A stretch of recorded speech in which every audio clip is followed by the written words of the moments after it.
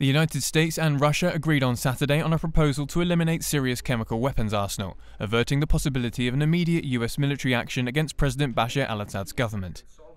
US Secretary of State John Kerry and Russian Foreign Minister Sergei Lavrov announced the agreement after nearly 3 days of talks in Geneva. Kerry said that under the pact, Syria must submit a comprehensive listing of its chemical weapons stockpiles within 1 week. He told a news conference with Lavrov that UN weapons inspectors must be on the ground in Syria no later than November.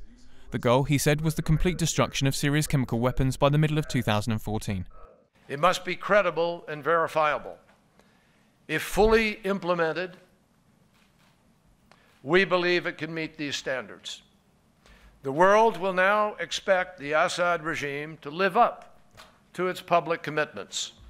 And as I said at the outset of these negotiations, there can be no games, no room for avoidance, or anything less than full compliance by the Assad regime. Lavrov told reporters the agreement did not say anything about the use of force in the case of the violation of Syria's obligations.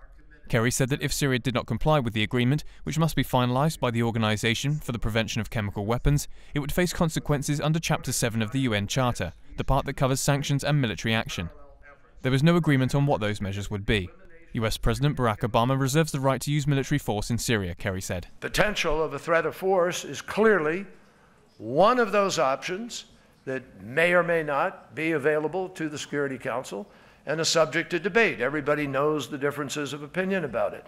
But depending on what Assad does, that possibility exists either within the process of the United Nations or, as it did here, with a decision by the President of the United States and like-minded allies if they thought that was what it came to. The latest talks prompted Obama to put on hold his plans for US airstrikes in response to the chemical weapons attack.